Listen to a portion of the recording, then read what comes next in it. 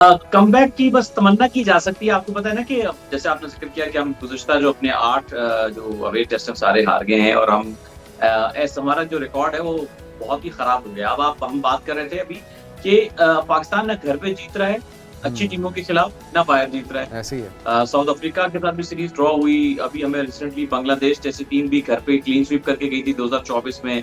बाहर भी उन्होंने बांग्लादेश जिनको हम कभी हारे नहीं थे, उन्होंने अपने घर पे हमें बुलाकर क्लीन स्वीप किया।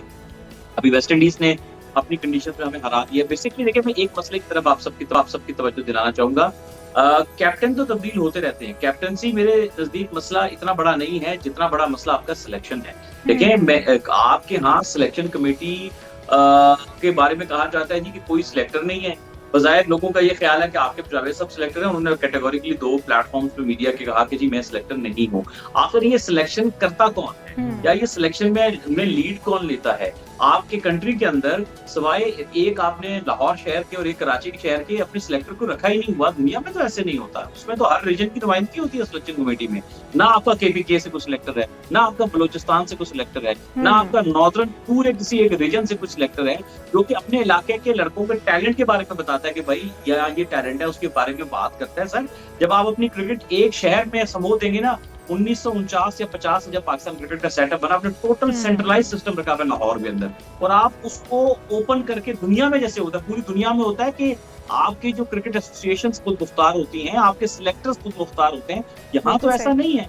सो जब अच्छा, तक आप अगर ऐसे करेंगे तो याहिया भाई, सिलेक्शन इज़ द अगर इश्यू। सॉरी अहमद भाई, अगर कोई हमारे पास सिलेक्टर मौजूद नहीं है, सिलेक्शन कमेटी मौजूद नहीं है, तो फिर कोई हवाई मखलूक है जो इन प्लेयर्स को टीम में शामिल करती है, टीम से बाहर निकालती है, किन बुनियादों पर टीम का हिस्सा बनाया जाता है इन प्लेयर्स को, फिर आखिर जिम्मेदारी किसको सौंपी जाए इन प्लेयर्स को टीम में शामिल करने की, और फिर जिस तरह से दुर्गत बनी है हमारी वेस्ट इंडीज़ में, उसकी जिम्मेदारी कौन लेगा? एक सिलेक्शन कमेटी है। बेसिकली एक हमेशा से पूरी दुनिया में चीफ सिलेक्टर होता है, जो हुँ। कि सारे सिलेक्टर्स की राय को लेके फिर अपनी हतमी राय देता है, जो कि एक जिम्मेदार होता है किसी सिलेक्शन कमेटी का। हुँ, यहाँ पे कुछ अभी 1-2 साल हुए हैं, उन्होंने चीफ सिलेक्टर का ओहदा खत्म कर दिया जी, सारे सिलेक्टर्स हैं, ठीक है? एक तो सारे सिलेक्टर्स हैं और सिलेक्टर कुछ ऐसे हैं जो कि मल्टीपल ओहदे उन्हीं को एक ही इदारे में मिलेंगे। दूसरा मेरा जो नुकता था कि आपने सिलेक्शन को डिस्ट्रीब्यूट नहीं किया हुआ जैसे पूरी दुनिया में परफेक्टली होता है। तो हुँ। Overall in a one liner selection is your bigger issue compared to the captaincy at the moment. तो आपको बहुत सारे जो अपने बड़े इश्यूज हैं उनको रिजॉल्व करना है। अच्छा अहमद भाई, अगर बात की जाए टीम की परफॉर्मेंस की, पाकिस्तान की टीम 211 रन्स का जो टारगेट था, ये टारगेट को बहुत बड़ा नहीं है। ये तो ओडीआई से भी मतलब देखा जाए तो कम है। टी20 का टारगेट लग रहा है, जिसे टेस्ट मैच के अंदर हमारी टीम नहीं पूरा कर सकी। और 120 के ताक़ुब में हम देख रहे हैं कि जान अवैस जो है वो 3, इमाम उल हक भी 3, सलमान अली आगा बगैर कोई रन बनाए आउट हो गए हैं। तो ये क्या परफॉर्मेंस है? इस परफॉर्मेंस के साथ हम इसे पाकिस्तान की नेशनल टीम कैसे मान लें? देखिए वेस्ट इंडीज जो है ना वहाँ पे 200-250 रन थोड़े से मुश्किल होते हैं क्योंकि ड्यूक का बॉल है जिसकी सिलाई बड़ी होती है, वो मुश्किल होता है वहाँ पे। कंडीशन जब ऐसी होती है तो वो काफी मूवमेंट होती है, बड़ा मूव होता है। हुँ, मसला ये है कि जब आपने वेस्ट इंडीज को दोनों इनिंग्स में एक अच्छी पोजीशन में आते हैं तो वहां पर आपकी जो कमजोर बॉलिंग की वजह से बीच में जहाँ आप रिलैक्स हुए या आपसे आउट नहीं हुए, वहां पे मैच आपके हाथ से निकला। एक तो ये बड़ा मेजर फैक्टर था। दूसरा, आप बैटिंग पे जिन लोगों को जिम्मेदारी का मुजाहरा करना चाहिए था उन्होंने बिल्कुल ही कंट्रीब्यूट नहीं किया। मैं जैसे सलमान अली आगा की बात करूंगा या मैं मोहम्मद रिजवान की बात करूंगा या मैं आमिर जमाल की बात करूंगा कि दोनों इनकी तरफ से कोई भी कंट्रीब्यूशन नहीं आया। तो इसकी वजह से पाकिस्तान को ये जो फर्क साबित हुआ है, सो आई थिंक आपके हर प्लेयर को स्टेप अप करना पड़ेगा क्योंकि अब हारते और जीते दोनों एज अ टीम है। बिल्कुल सही।